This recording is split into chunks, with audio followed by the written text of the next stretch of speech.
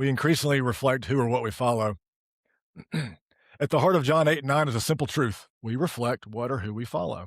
The question is not merely what we believe, but what people experience when they encounter us. Do they encounter a person who is seeking to be more consistently like Jesus, to more consistently reflect the character of Jesus in the world? That compassion, that justice, the mercy, that faithful love that we see in Jesus, the strength and courage that we see in Jesus. Everyone reflects something or someone. In our passage, we don't have the privilege of seeing the long story of the man's life. Again, I'd like to imagine that he trusted God a little deeper, that even through the pain of rejection, that he found a new community and shared his story, his light, the story of his light of Jesus with others. This is where John 8 and 9 connect beautifully to Matthew 5, where Jesus says, "You are the light of the world. A city on a hill cannot be hidden." See, the invitation of John 8 and 9 is not simply to admire the light, but to follow. And as we follow the light of the world, we begin to reflect this light of the world into the world. And when that happens, we become people who we do carry this light of truth, this light of life into the world. This is, after all, our mission, to participate in God's mission to heal and renew all things by practicing the way of Jesus together. But again, the reality is this: the world is full of things that promise to be the light. There are always people, movements, and ideologies claiming to offer the path that will save us, but we stay true to following the one who leads to real life. I want to close with a quick story. I've told this before. Perhaps you remember, perhaps it's new to you. Over the years of my ministry, I spent probably 15 taking groups down to Peru. Fell in love with the country and the culture. There's a powerful illustration of the light of Jesus into the world that you can see in Lima. You can actually Google it and look it up. And it came from a dark place.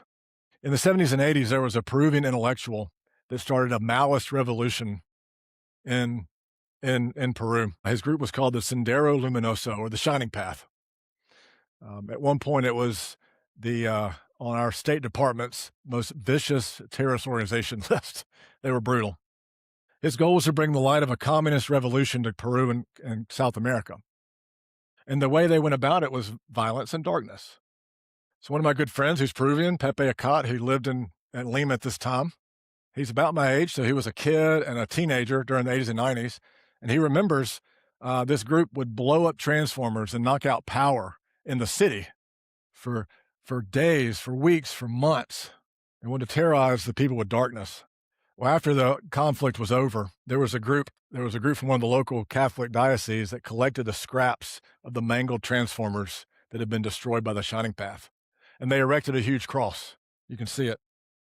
They erected this cross from those mangled pieces of the transformers. It was on the highest hill overlooking the Pacific and overlooking the city, and it lights up every night.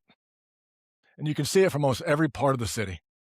Go to that next picture. That's it from miles away. The cross itself and the hills, over 1,000 feet, is huge. But it sits there as a testament that the light of Christ shines in the darkness. In Jerusalem, during the ceremony, during the festival, giant lamps reminded everyone of God's faithfulness. The people in Lima and the world who can see this picture, a cross made from broken transformers of violence, shines over the city. Both point to a greater truth, that the true light of the world is Christ Jesus, and the darkness will not overcome that. And his invitation is not to simply admire the light from a distance. It is to take up our cross and follow him, to trust him, when we can't see the whole picture, to walk with him when the road is difficult, and by his grace to reflect his compassion, his justice, his mercy, and his faithful love in a dark world.